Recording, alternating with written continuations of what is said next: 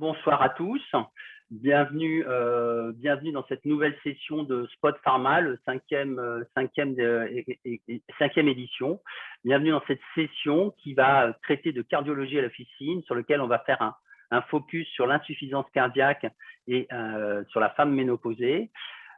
En tant que pharmacien élu à RPS, j'ai eu la chance d'intégrer un groupe de filières de l'insuffisance cardiaque, sur lequel nous avons organisé plusieurs réunions pharmaciens de ville, pharmaciens hospitaliers pour la version pharmacienne. Et dans la version médicale, j'ai l'honneur d'être accompagné ce soir par le docteur Emmanuel Berthelot, qui est pharmacien friendly, si je puis me permettre cette expression. Je vous laisse vous présenter, docteur. Bonjour, merci Eric, merci à toute l'équipe de m'inviter ce soir pour parler d'insuffisance cardiaque, principalement, et puis aussi sur la femme ménopausée. Donc, moi, je suis Emmanuel Berthelot, je suis cardiologue au CHU de Bicêtre, je suis spécialiste dans l'insuffisance cardiaque et je suis secrétaire du groupe insuffisance cardiaque et cardiomyopathie de la SFC. Je suis aussi secrétaire du groupe de la filière insuffisance cardiaque au sein du Val-de-Marne 94 avec vous, Eric. Donc, on se rencontre avec d'autres cardiologues et pharmaciens pendant ces réunions. Je suis aussi membre du bureau de la fédération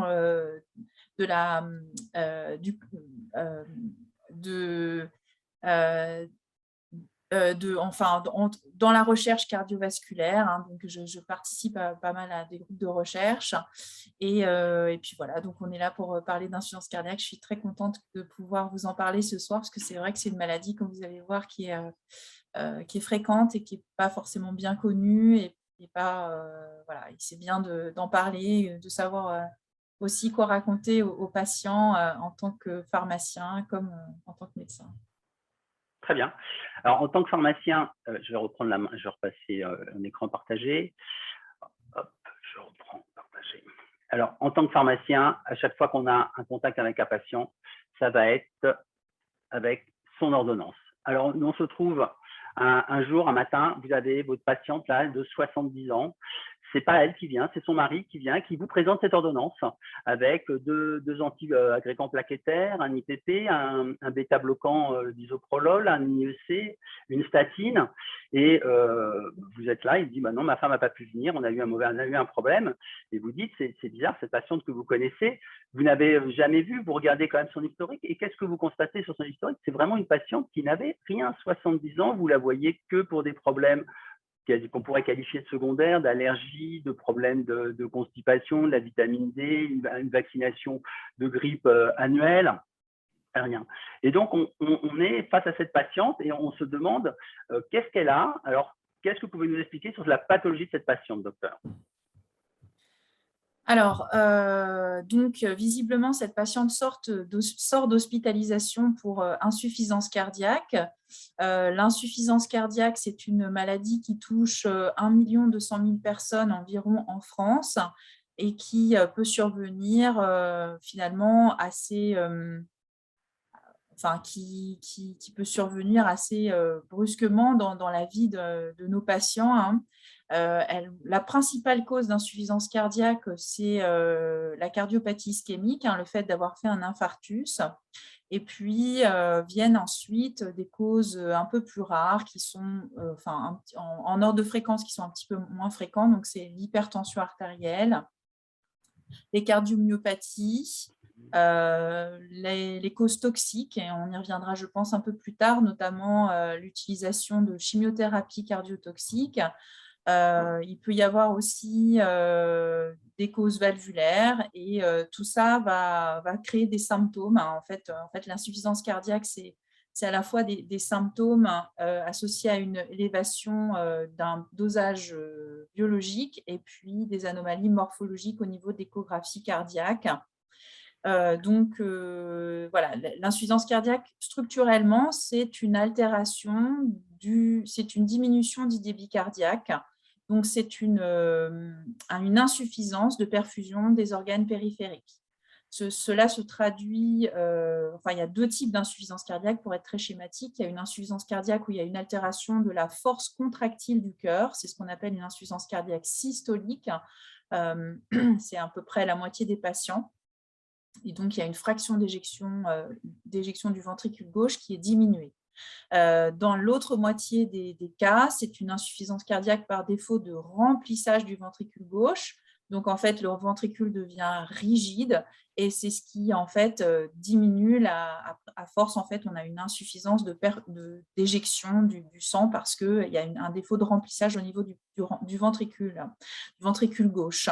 Voilà, donc ça se manifeste chez les gens par des symptômes qu'on a on a un petit peu simplifié parce qu'en fait, c'était assez difficile jusqu'à présent. Il y avait beaucoup de symptômes et les gens s'y perdaient un petit peu dans les symptômes. Donc, il y a on va y revenir, hein, mais il y a l'essoufflement, la prise de poids, des œdèmes périphériques et la fatigue qui sont associés à une élévation des peptides natriurétiques et puis des anomalies au niveau de la structure myocardique qu'on voit notamment en échographie cardiaque ou en IRM cardiaque. D'accord. Est-ce que donc là, ce traitement était conforme il y a quelques mois? Est-ce qu'après le congrès de l'European Society of Cardiology qui a eu lieu fin août, ce traitement est-il toujours conforme à ces nouvelles recommandations?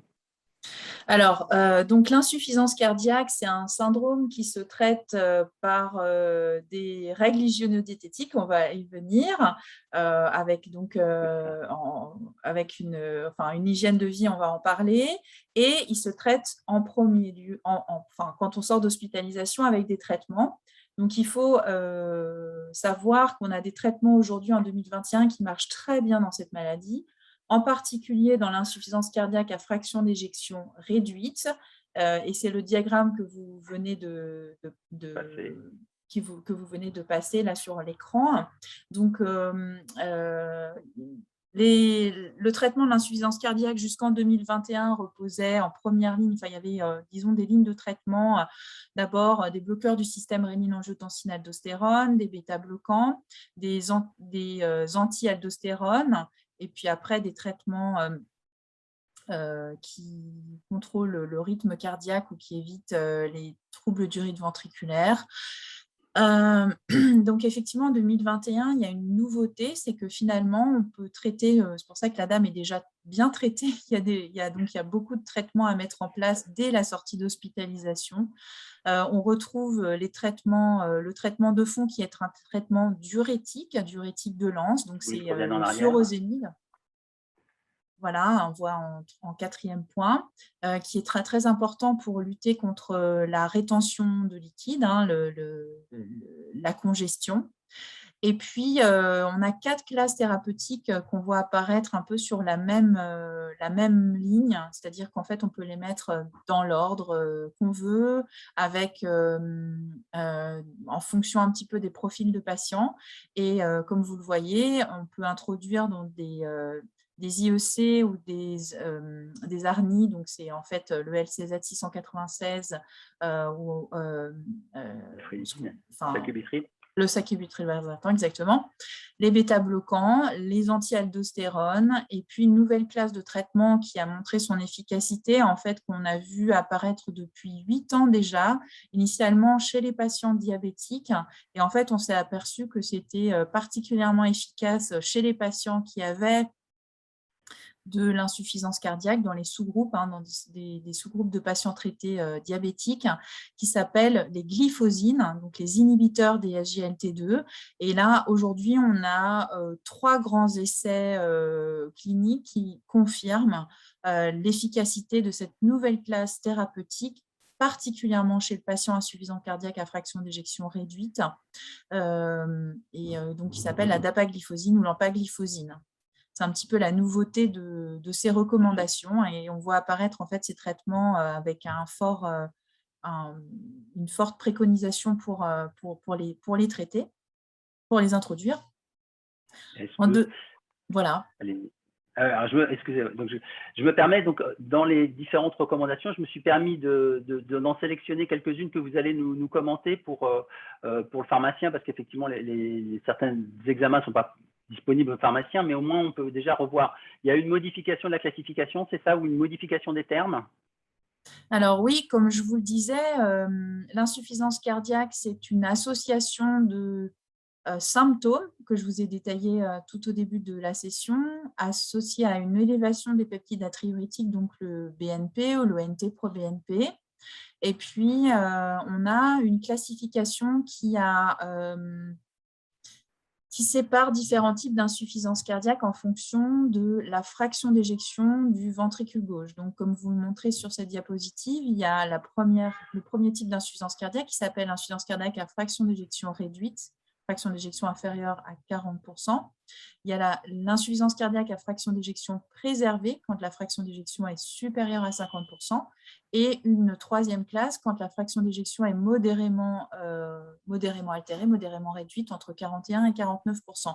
Pourquoi on fait ce distinguo? Parce qu'en fait, les patients ne sont pas traités de la même manière selon les types d'insuffisance cardiaque et très clairement, de façon assez évidente, la patiente qui est venue vous consulter à la pharmacie, elle présente le premier type d'insuffisance cardiaque, donc insuffisance cardiaque à fraction d'éjection réduite, parce que c'est les traitements qu'on a vus sur son ordonnance et c'est là où il y a le plus de traitements à l'heure actuelle pour traiter l'insuffisance cardiaque.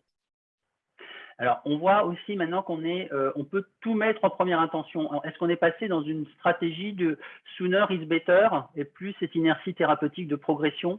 C'est ça que nous dit la deuxième ligne? Alors exactement, je pense que l'intention des auteurs de ces nouvelles recommandations, comme vous disiez, qui ont été publiées cet été 2021, c'est de prendre en charge avec un traitement médicamenteux assez rapidement les patients et on sait en fait, on a plusieurs études qui montrent que quand le patient sort de l'hôpital, les traitements sont très peu modifiés, sont très peu incrémentés dans les consultations en libéral et notamment lors du passage chez le médecin généraliste ou chez le cardiologue. Et donc, c'est important de prescrire assez rapidement, dès la sortie d'hospitalisation, les classes de traitement. Alors, on a eu beaucoup de discussions sur mais comment on va faire mettre un patient qui n'a pas de traitement, comme vous l'avez souligné, votre patiente, elle n'avait pas de traitement, puis tout d'un coup, elle se retrouve avec une ordonnance avec 5 traitements, donc ça change un peu les choses.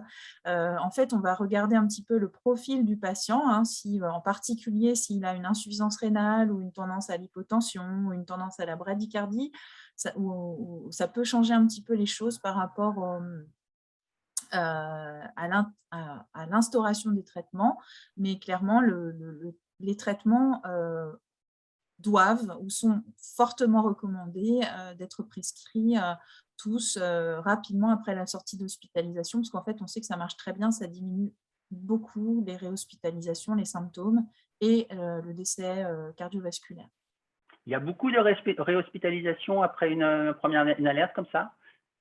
Alors, en fait, à 3 mois, on a beaucoup de données dans la littérature sur les réhospitalisations à 3 mois. Hein. On a environ 1 patient sur 5 qui est réhospitalisé pour de l'insuffisance cardiaque. Donc, en fait, c'est beaucoup.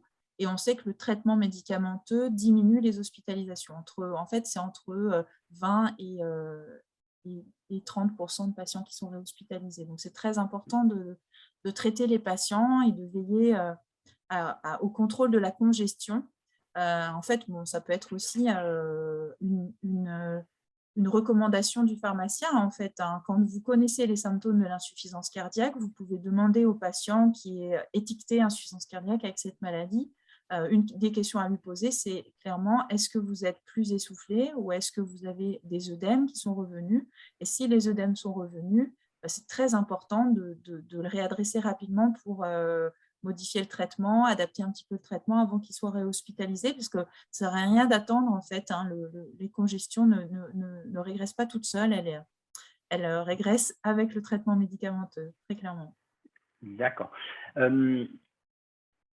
Dans les autres classifications des autres insuffisances cardiaques, est-ce que les thérapeutiques sont identiques? On a le 3 et le 4, là, le point 3 et le point 4, où il semblerait que dans celle à moyennement altérée, on peut utiliser les mêmes molécules, mais par contre, pour celle où il y a la fraction d'éjection est préservée, il n'y a aucun médicament qui semble montrer un bénéfice? Alors, effectivement, il y a des recommandations différentes selon donc, le niveau de fraction d'éjection du patient. On a quelques registres maintenant sur un grand nombre de patients pour penser que l'insuffisance cardiaque à fraction d'éjection moyennement altérée se traite à peu près comme l'insuffisance cardiaque à fraction d'éjection réduite, donc avec des bloqueurs du système rénine-angiotensin-aldostérone, des anti-aldostérones, des inhibiteurs des SGLT2 et des bêta-bloquants. En revanche, les traitements de l'insuffisance cardiaque à fraction d'éjection préservée sont beaucoup moins codifiés. Jusqu'à présent, on a eu beaucoup d'études négatives. En fait, ce qui est très important, c'est de lutter contre la congestion dans l'insuffisance cardiaque à fraction d'éjection préservée. Donc, très clairement, les patients ont des diurétiques. Et en fait, on vient d'avoir le résultat d'une étude qui s'appelle Emperor Preserve, qui montre que les inhibiteurs des SGLT2 sont aussi une classe thérapeutique qui est efficace dans ce type de fraction d'éjection, d'insuffisance cardiaque à fraction d'éjection préservée. Donc, on va avoir plusieurs traitements. Il y a un ou deux traitements qu'on va pouvoir mettre dans ce type d'insuffisance cardiaque. Dans cette insuffisance cardiaque, on a tendance aussi à mieux définir nos types de patients, autant dans l'insuffisance cardiaque à fraction d'éjection altérée, quelle que soit la cause, qu'elle soit un infarctus ou une hypertension ou une autre cause, une myocardite ou autre, en fait, tous les traitements fonctionnent. Dans l'insuffisance cardiaque à fraction d'éjection préservée, en fait, on voit que c'est beaucoup moins simple. On a tendance, en fait, une des préconisations de ces recommandations, c'est de rechercher une cause, de faire d'autres examens complémentaires et notamment de chercher l'amylose cardiaque, puisqu'en fait, on a un traitement dans l'amylose cardiaque qui est très efficace et qui, donc, si les patients ont une amylose, ça ne se traite pas du tout de la même façon que si ils ont une hypertension artérielle ou un infarctus, et il va falloir leur donner le bon traitement. D'accord. Donc, il ne faut pas que les pharmaciens s'affolent maintenant si on voit arriver en première intention toute une liste de médicaments en post-hospitalisation. C'est normal. Alors oui. Après, en fait, je pense que ce qui est important, c'est de discuter sur les effets secondaires de ces traitements. Donc, les effets secondaires des inhibiteurs du système rénine-angiotensin-aldostérone, c'est principalement l'insuffisance rénale et l'hypotension, parfois l'hypercalémie. Les bêta-bloquants, c'est la bradycardie. Les inhibiteurs des SGLT2, ça va être les infections urogénitales et notamment les mycoses vaginales chez la femme. Donc, c'est important de demander si les patientes ont des symptômes à type d'infection génitale ou de mycose. Et pour les anti-aldostérones, c'est principalement de l'hypercalémie, une hypotension et une insuffisance rénale. Donc, ça se regarde avec à la fois parfois les symptômes et parfois une prise de sang. Et ne pas hésiter à renvoyer le patient chez son médecin traitant. Voilà. Dans la recommandation 5, il est préconisé que les patients soient inscrits dans un groupe de charge multidisciplinaire. Comment vous voyez le rôle du pharmacien avec les bilans partagés de médication, avec de la conciliation, avec des conseils? Comment on peut inscrire le pharmacien dans cette prise en charge multidisciplinaire? Effectivement, il y a une prise en charge multidisciplinaire qui regroupe donc des professionnels médicaux, donc le médecin qui instaure le traitement, le rythmologue qui va parfois mettre un pacemaker, le coronarographiste qui dilate les artères coronaires qui sont bouchées. Il y a aussi, maintenant, on intègre beaucoup les infirmières, notamment dans le cadre d'un protocole de coopération pour en fait gérer soit des alertes de télésurveillance, soit refaire de l'éducation thérapeutique chez les patients. Et puis des diététiciennes. Alors, comment on peut articuler avec le pharmacien d'officine? Moi, je pense que, enfin, on en a beaucoup discuté ensemble à Fink. Je pense que c'est vrai que le pharmacien est un des premiers relais du patient après la sortie d'hospitalisation. Donc, reconnaître la maladie et savoir quoi dire aux patients, c'est vraiment très important. Il y a un rôle d'éducation thérapeutique qui peut être fait de façon finalement assez simple, en connaissant un petit peu les 4 recommandations qu'on a simplifiées dans le diagramme que vous allez montrer un peu plus tard. Donc, principalement, il faut lui dire évidemment de bien prendre son traitement médicamenteux, de manger peu salé, hein. Donc le sel, c'est pas bon parce que ça augmente la rétention d'eau et de sel et donc ça augmente la congestion. Donc il faut manger des produits peu salés, privilégier des produits frais, le fait de faire à manger. Enfin, souvent les patients ils sont un peu âgés, donc ils ont souvent le temps de faire la cuisine et de ne pas rajouter trop de sel dans leurs plats, et en particulier de ne pas acheter des plats trop préparés et Trop salé. industriels ou qui sont très riches en sel. Troisième chose, donc favoriser l'exercice physique, hein. Ce n'est pas parce qu'on est malade qu'il faut rester chez soi. C'est très important de faire de l'exercice, on le sait. Du coup, j'enchaîne sur la recommandation numéro 6. Hein. Et moi, j'ai posé une question à Nex. Est-ce que ça peut se prescrire l'exercice physique maintenant? Ah oui, oui, oui. Donc, aujourd'hui, en fait, on s'est aperçu que quand les choses ne sont pas notées sur une ordonnance, eh bien, les gens ne le font pas. On le dit à l'écrit, on le dit à l'oral, et puis les gens ne savent pas exactement. Aujourd'hui, c'est assez codifié, hein, l'exercice physique. C'est 30 minutes de marche à pied, de vélo ou de natation par jour pour tout le monde, et aussi pour les patients souffrant d'insuffisance cardiaque. Alors, en fait, il faut privilégier une approche très progressive en fait chez les gens, parce que souvent c'est les gens qui ne font pas d'exercice, très peu, qui ne font pas de sport. Alors évidemment, si vous leur dites il faut faire du sport, ça ne marchera pas, mais si dans l'ordonnance est marqué 30 minutes de marche à pied par jour, vous pouvez aussi dire aux patients, commencez par aller chercher du pain tous les jours, descendez, sortez de chez vous, faites votre petite marche dans le quartier. Petit à petit, vous allez vers le parc à côté de chez vous, vous faites le tour de, je sais pas, le tour Du pâté de maison. du village ou du quartier. Est-ce que ça peut être remboursé? Alors, non, le sport n'est pas remboursé par la sécurité sociale. Ce qui est remboursé, c'est en fait, ce qui est remboursé, c'est la réadaptation cardiaque est prise en charge par la sécurité sociale. Malheureusement, il n'y a que 10% des patients qui peuvent bénéficier d'une réadaptation. Donc, très clairement, c'est très en dessous de ce qu'on pourrait envisager de proposer aux patients. C'est vraiment... Malheureusement, aujourd'hui, les centres de réadaptation sont trop... sont sous-calibrés? sont pas assez nombreux et ils ne peuvent pas accueillir assez de patients. Mais déjà, en fait, rien que de proposer, de dire aux patients de sortir, de le rassurer aussi, hein, sur les capacités qu'il peut faire. Alors souvent, ces patients, ils ont plein de problèmes, hein. Par exemple, ils ont une maladie rhumatologique. Moi, j'en ai beaucoup qui ont une polyarthrite, et puis, ou de l'arthrose, et puis l'insuffisance cardiaque, qui me disent en fait, moi, ce qui me gêne, c'est mon arthrose du genou, de la hanche, c'est pour ça que j'arrive pas trop à marcher. On peut très bien, voilà, faut essayer de les rassurer, leur dire de marcher un petit peu déjà, c'est important. La recommandation suivante, c'est tous les patients avec un diabète de type 2, des glyphosines. On est d'accord avec ça? C'est vraiment que ça va être une explosion de prescription de ces molécules? Je crois que c'est déjà le cas, et je pense que c'est important qu'on en parle et que vous en parliez aussi auprès de vos confrères pharmaciens, parce que là, vous allez avoir une inondation de prescriptions de glyphosine, en tout cas par les cardiologues. Il ne faut pas que vous soyez surpris, parce que voilà, les glyphosines vont faire partie de l'ordonnance de sortie de l'hospitalisation en cardiologie, en tout cas dans le contexte de l'insuffisance cardiaque. Donc en fait, on s'est aperçu que les glyphosines étaient efficaces chez les patients diabétiques comme chez les gens non diabétiques. Dans l'insuffisance cardiaque, j'insiste, hein, dans le contexte de l'insuffisance cardiaque, on peut le prescrire pour les patients diabétiques ou pas, et bien sûr, a fortiori, si les patients sont diabétiques, eh bien, il y a d'autant plus de raisons de les prescrire. Et ils seront, en fait, là pour l'instant, ils seront remboursés par la sécurité sociale, je dirais, d'ici la fin de l'année 2021. Donc, la question d'après, c'est ça, ça va.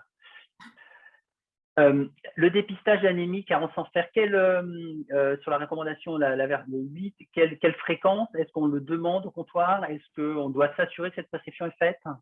Alors effectivement, on s'est aperçu qu'un patient sur deux insuffisants cardiaques sont aussi carencés en fer. Alors, en fait, c'est un peu compliqué. En fait, c'est surtout que les patients insuffisants cardiaques ont un défaut d'absorption du fer au niveau digestif. Donc,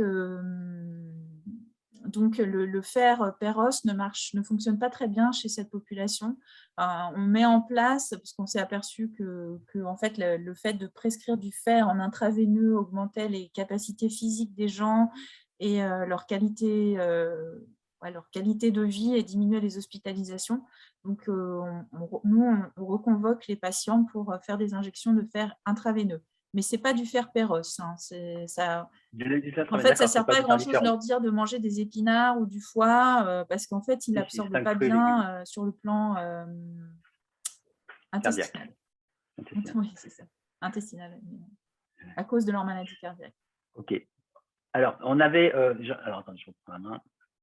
Je me suis permis de mettre un tableau avec les différents traitements et on a une question des panélistes qui nous parlent de votre position sur le Sotalol, qui va être bientôt déremboursé et qu'on voit encore sur énormément d'ordonnances en officine. Est-ce que ça a encore un intérêt en cardiologie, cette prescription? Alors, Sotalol, c'est un alors là, antiarythmique, mais c'est vrai que… oui, tout à fait. En fait, alors le sotalol n'est pas indiqué dans l'insuffisance cardiaque en tant que telle. C'est un bêta-bloquant qui est surtout, qui a une action surtout anti-arythmique et qui est prescrit dans la fibrillation auriculaire paroxystique ou persistante pour éviter les récidives. Donc, moi, je n'ai pas cette information de déremboursement, mais très clairement, ce n'est pas un médicament indiqué dans l'insuffisance cardiaque. L'HS Dans a mis une l'insuffisance cardiaque, recommandation. c'est… La Pardon ? HAS a mis une recommandation qui demande son retrait du remboursement de ne plus être pris en charge par la solidarité nationale. Mais il n'y a plus d'intérêt dans aucune des indications et on le voit encore beaucoup. Je vois là dans les inhibiteurs de l'enzyme de conversion qu'il n'y a pas le périndopril, c'est normal, dans les recommandations de l'ESC. Alors, J'ai toutes les posologies sauf le périndopril. alors effectivement, en fait, le périndopril peut être prescrit au même titre que les autres. Je ne vois pas pourquoi. Pourquoi? Je sais pas pourquoi. On voit aussi apparaître la digoxine. La digoxine a encore sa place en 2021 sur le traitement de l'insuffisance cardiaque, alors qu'on ne l'a pas dans les recommandations dans le schéma que vous avez présenté tout à l'heure. Alors, effectivement, la digoxine perd de l'intérêt dans le traitement de l'insuffisance cardiaque chronique. C'est un traitement qui ne montre pas de bénéfice à long terme sur la diminution des hospitalisations ou des décès des patients. C'est un traitement qu'on utilise, nous, en aigu, quand on a un patient en fibrillation auriculaire, qu'on a du mal à ralentir et qui est en insuffisance cardiaque aiguë. Donc, c'est vraiment un traitement qu'on utilise de façon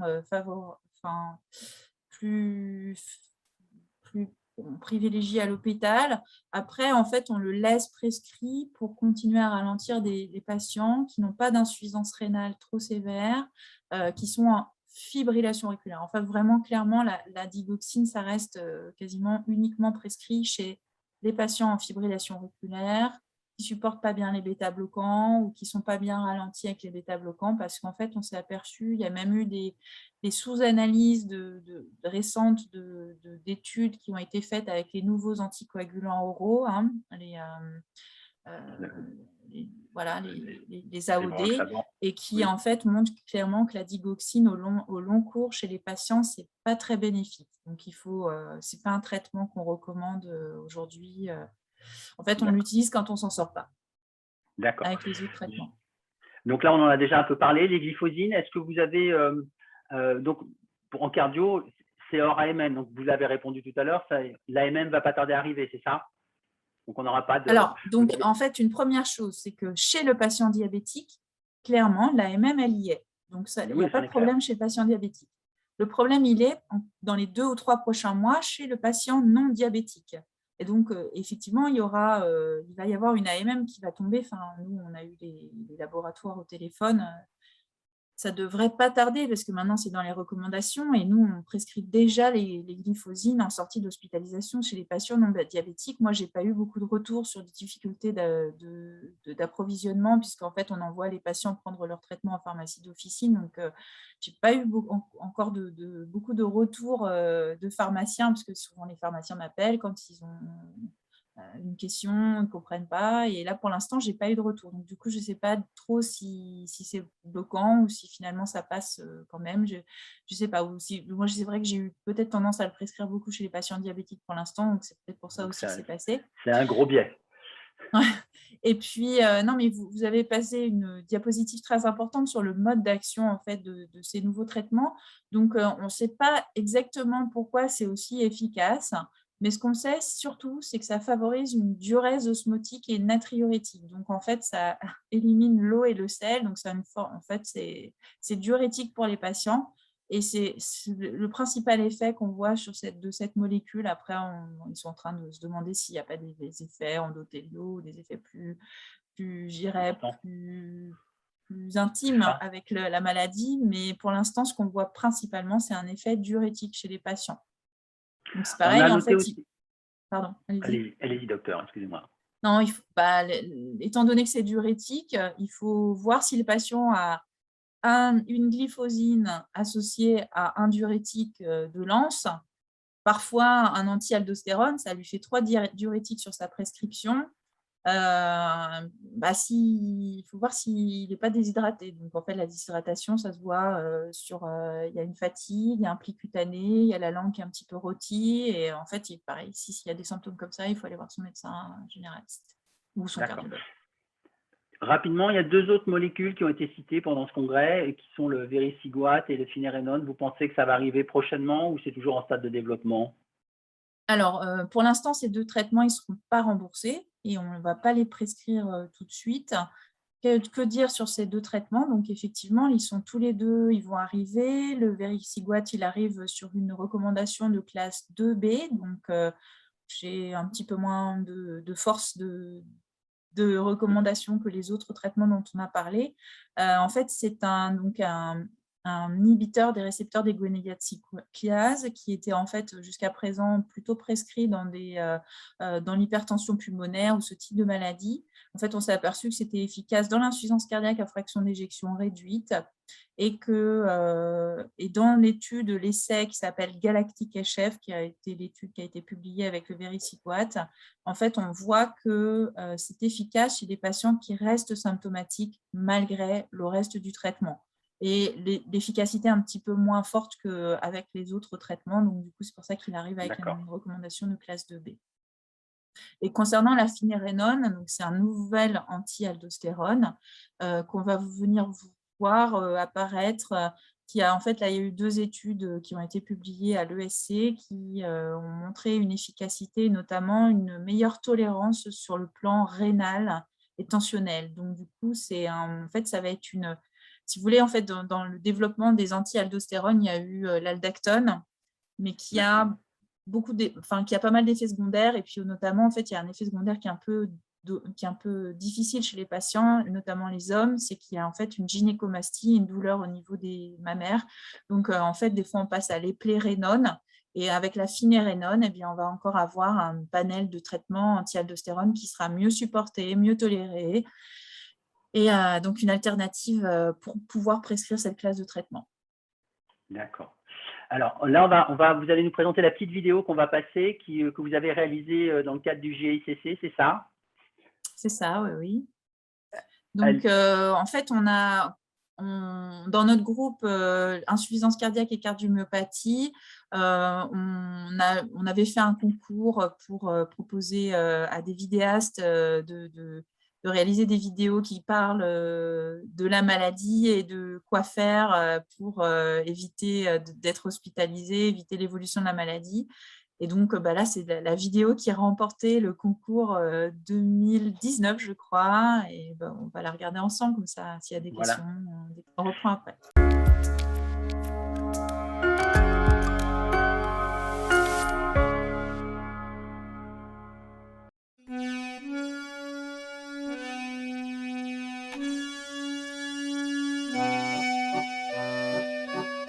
Cette jeune femme, derrière le comptoir, c'est Marie-Claire. Bien que belle et boulangère, elle est encore célibataire. Ne sachant avec qui se marier, elle préfère rester seule que mal accompagnée. Lui, c'est Jean-Pierre, expert comptable et divorcé. Le jour de la Saint-Valentin, seul et déprimé, il fait un infarctus, ce qu'il n'avait pas calculé. Comme tous les matins, à 7h35 précise, Jean-Pierre achète un bouquet de fleurs, le dissimule dans son panier et se rend chez Marie-Claire pour y prendre sa baguette de pain. Fatigué et essoufflé par son problème de cœur, il n'a jamais osé déclarer son amour à Marie-Claire et lui offrir les fleurs. Au même instant, Alexandre, étudiant en médecine aux hôpitaux universitaires Henri Mondor à Créteil, neveu de Marie-Claire, entre dans la boulangerie pour y accrocher une affiche. Il est exactement 7h55. Pour Jean-Pierre, ce sera la révélation.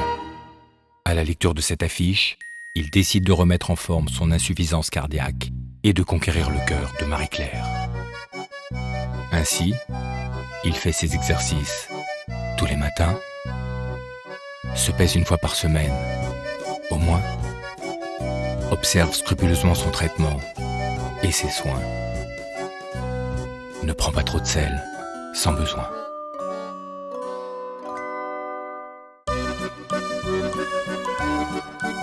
Depuis, grâce à ces 4 conseils simples, jour après jour, Jean-Pierre se sent envahi d'une douce sensation de joie de vivre et de bien-être et découvre ainsi les pulsations d'une seconde jeunesse. Il décidera même de prendre à cœur son destin et d'offrir les fleurs à Marie-Claire. Enfin.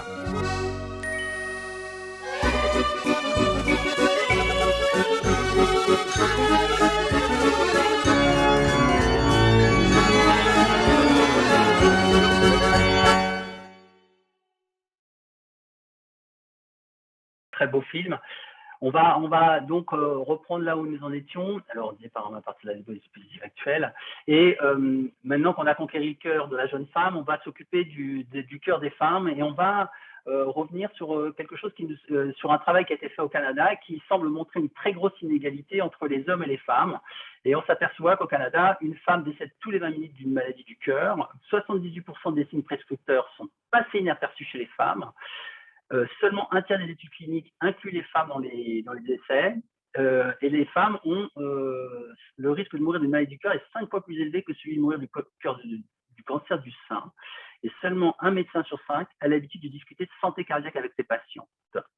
Est-ce qu'en France, on a ces mêmes données, docteur? Le micro. Voilà, je rallume mon micro. Donc, il y a eu un travail qui a été réalisé par la Fédération française de cardiologie. D'ailleurs, il y a eu des films, je pense que vous avez vu au cinéma, il y a eu des films qui ont été réalisés pour sensibiliser en fait, le grand public aux maladies cardiaques chez la femme. Très clairement, la maladie cardiaque était l'apanage de l'homme jusqu'à très récemment. En fait. On se disait, il n'y a que les hommes qui font des infarctus, il n'y a que les hommes qui font l'insuffisance cardiaque.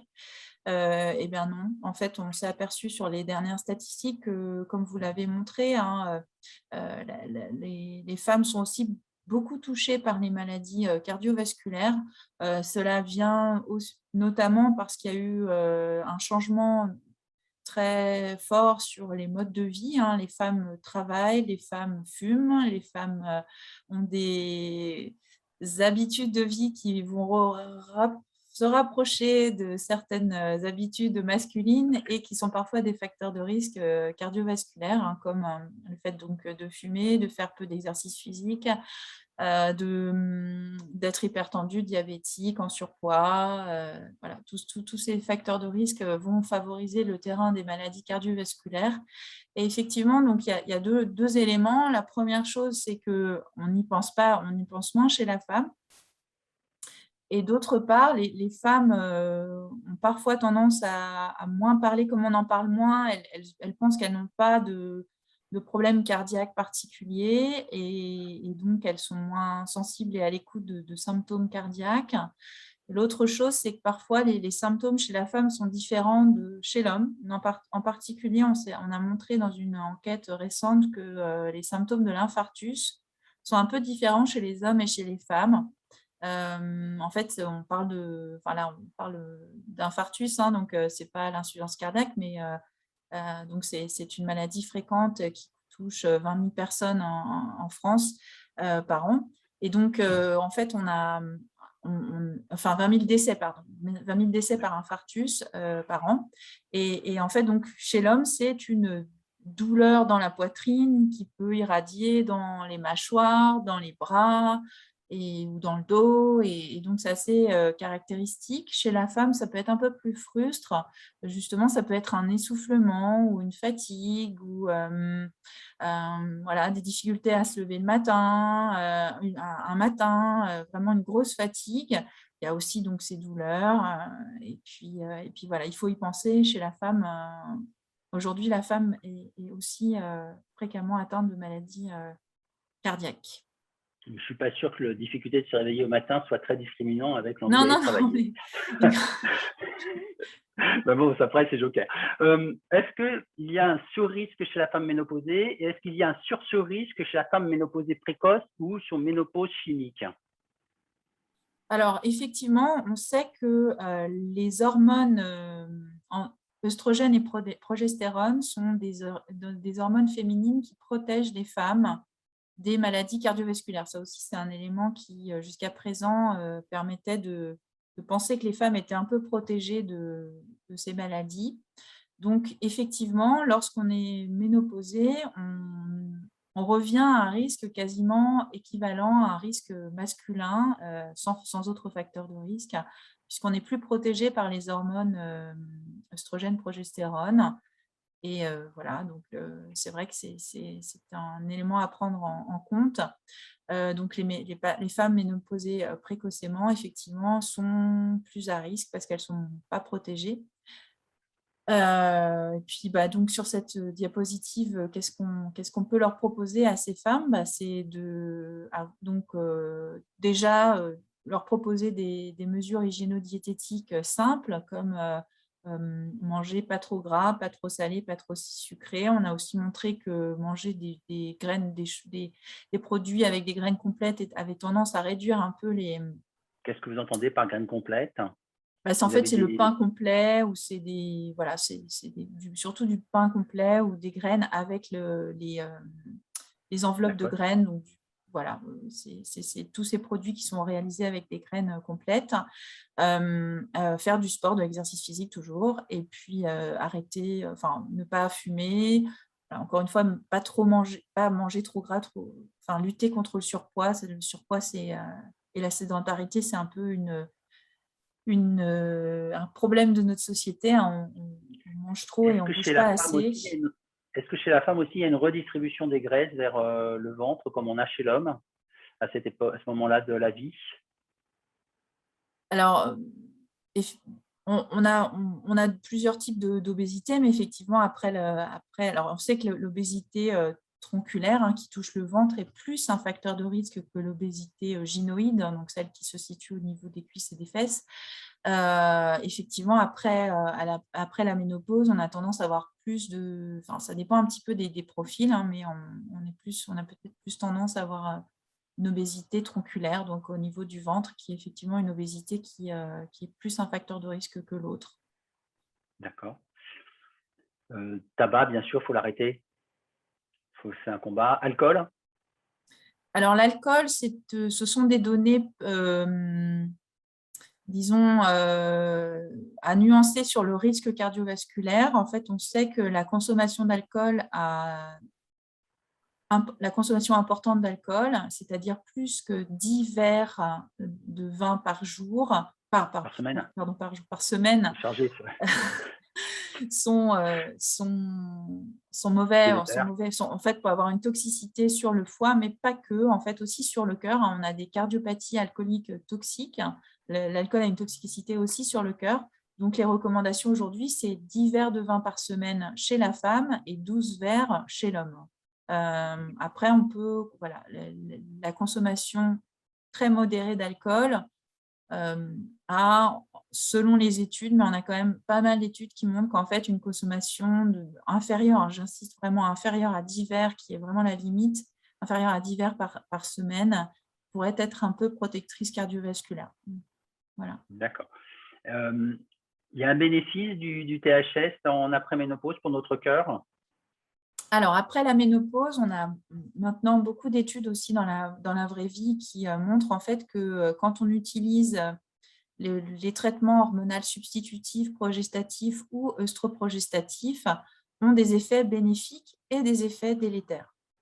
Donc, en fait, on s'aperçoit que prendre des œstrogènes ou des progestatifs, ça diminue le risque de fracture, de diabète, et avec les progestatifs, de cancer colorectal. Malheureusement, en parallèle, ça augmente le risque d'AVC, de thrombose et d'incontinence urinaire, donc, et de cancer du sein pour l'association œstrogène progestatif.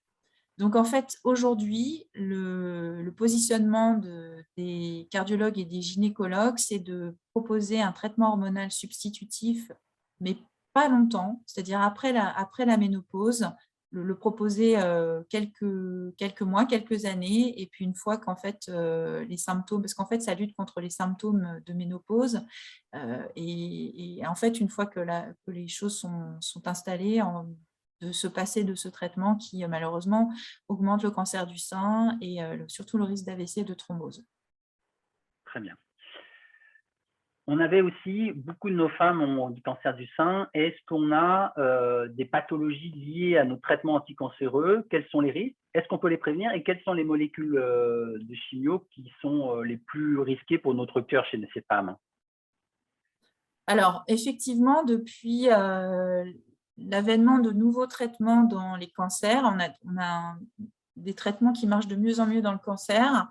Malheureusement, on a aussi beaucoup de traitements qui sont délétères pour le cœur dans ces traitements anticancéreux et qui vont avoir une attaque directe sur les cellules myocardiques et qui peuvent provoquer une insuffisance cardiaque ou parfois un infarctus. Ce n'est pas tous les traitements anticancéreux, mais du fait de l'extension de tous ces traitements et du fait de l'augmentation des cancers, on s'est aperçu qu'il y avait de plus en plus de femmes qui avaient des effets secondaires cardiaques de ces chimiothérapies. Alors, pour les chimiothérapies dans le cancer du sein, c'est principalement les anthracyclines. Et puis, en fait, on s'est aperçu, là, en ce moment, il y a beaucoup d'immunothérapies. Donc, les immunothérapies aussi sont pourvoyeuses de myocardite, enfin, d'atteinte cardiaque, myocardique. Et donc, concernant… Voilà, pardon. Est-ce qu'on a une symptomatologie identique à celle qu'on a vue précédemment, ou c'est plus brutal?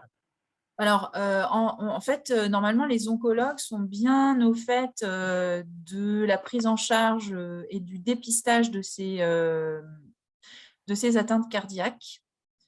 Donc, en général, une femme qui va bénéficier d'un traitement anticancéreux, mais toxique pour le cœur, va bénéficier d'un dépistage avec une échographie cardiaque avant d'instaurer le traitement. Elle va bénéficier aussi de surveillance après l'instauration du traitement.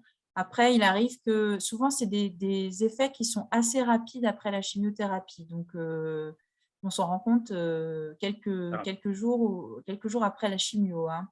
Et effectivement, donc les symptômes qui peuvent être évocateurs et qui peuvent vous donner un peu la puce à l'oreille, c'est les symptômes d'insuffisance cardiaque, donc l'essoufflement, la fatigue, les œdèmes, la prise de poids, mais en fait sous forme d'œdème.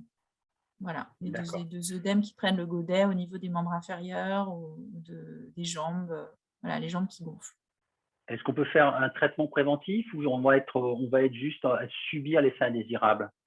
Alors, pour l'instant, aucun traitement n'a montré une efficacité sur la prévention de la survenue d'insuffisance cardiaque liée à ces chimiothérapies. Il y a eu quelques essais, alors qui sont certes réalisés sur des petits nombres de patients. Donc, un essai qui a été présenté à l'ESC, à l'European Society of Cardiology, qui ne montre pas d'efficacité préventive de ces traitements. En fait, la seule chose qu'on sait, c'est qu'il y a des gens qui vont être à risque, qui est susceptible de développer ces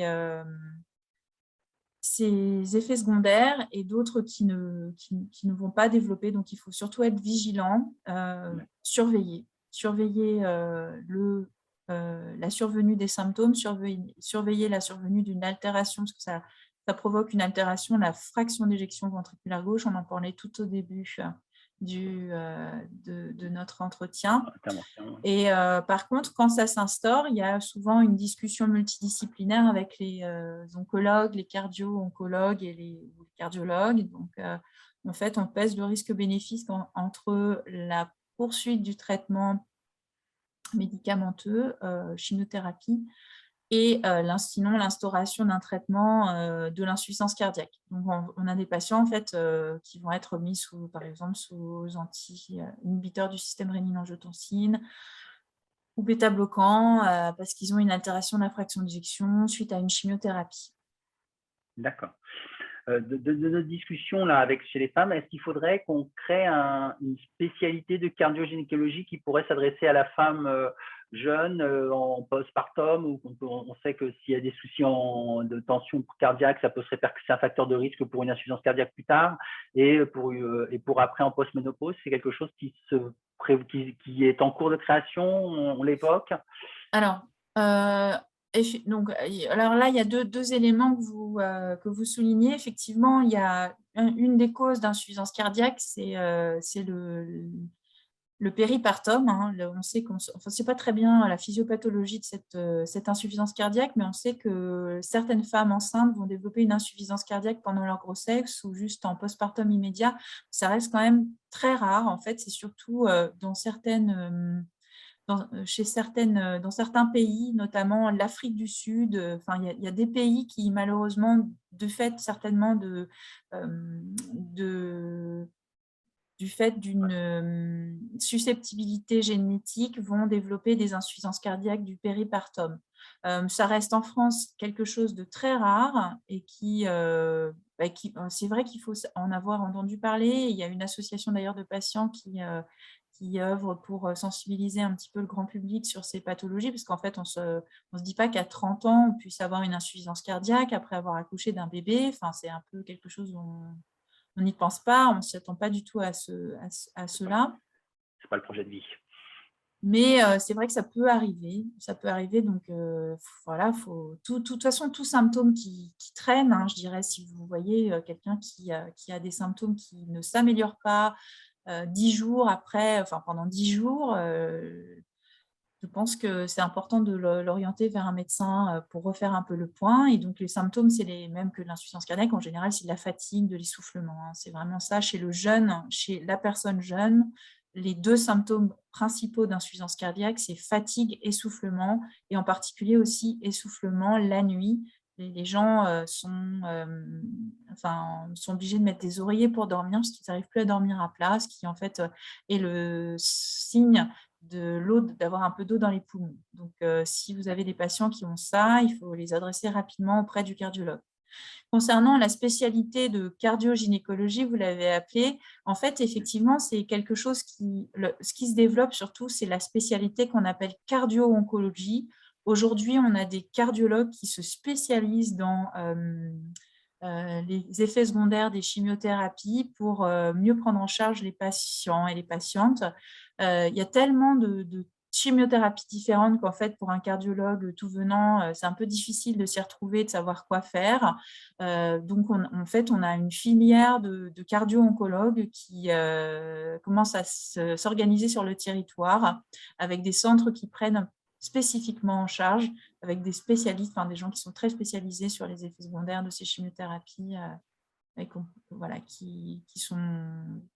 qui peuvent être retrouvés sur Internet assez facilement. Si vous tapez filière cardio-oncologie, vous trouverez des spécialistes. Chaque année, dans le sud de la France, il y a les rencontres de cardio-oncologie de Méditerranée, je crois, quelque chose comme ça, qui se fait tous les ans. C'est quelque chose qui se développe, effectivement. Oui.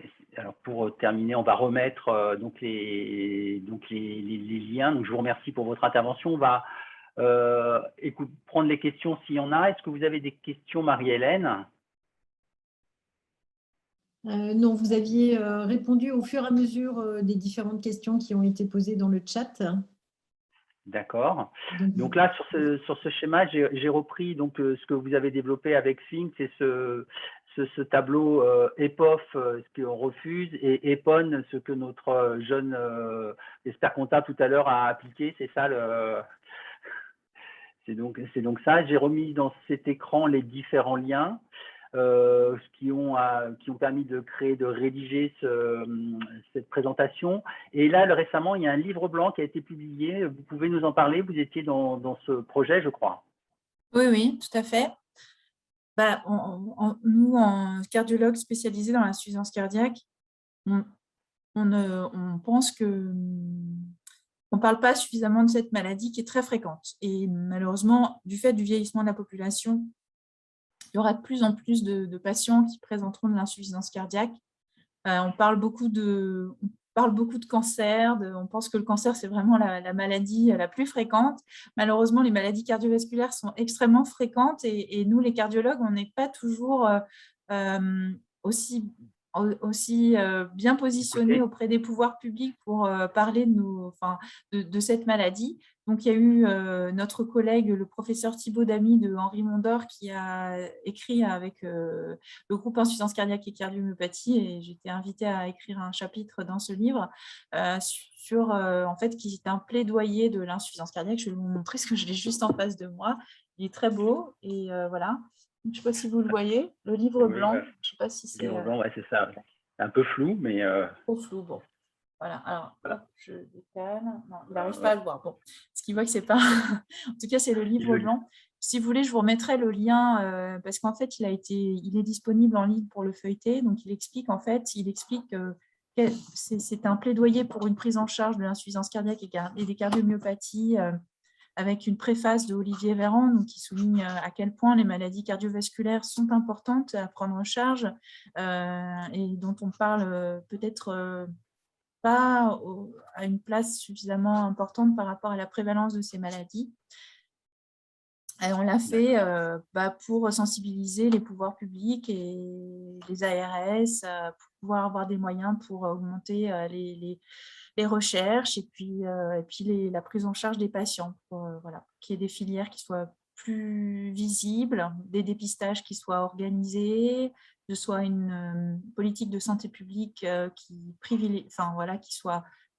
en fasse une maladie prioritaire, hein, parce que c'est une maladie fréquente. Voilà, on connaît l'AVC, on connaît l'infarctus, on connaît le cancer du côlon, on connaît le cancer du sein et l'insuffisance cardiaque. Si vous faites un sondage autour de vous, il y a très peu de gens qui en ont entendu parler et malheureusement, c'est une maladie extrêmement fréquente. Et on pense qu'elle est bien sous-diagnostiquée par rapport à la prévalence qui est certainement effective. Très bien. On arrive à la fin de cet entretien. Je tenais à vous remercier pour la qualité de votre présentation, la qualité des échanges et des informations que vous avez communiquées. Et c'était vraiment très agréable à suivre, à écouter et à partager, Madame Dr Berthelot. J'espère qu'il en est de même pour mes confrères. Je regarde, il y a une dernière question. Merci, échange très instructif. Oui, voilà, très bien. Je vous remercie. Je vous remercie à tous de nous avoir suivis ce soir. Et cette présentation repassera en replay demain matin, soit avec les mêmes liens. Bonne soirée à vous et à bientôt. Merci beaucoup. Bonne soirée. Merci, docteur. Oui, merci beaucoup.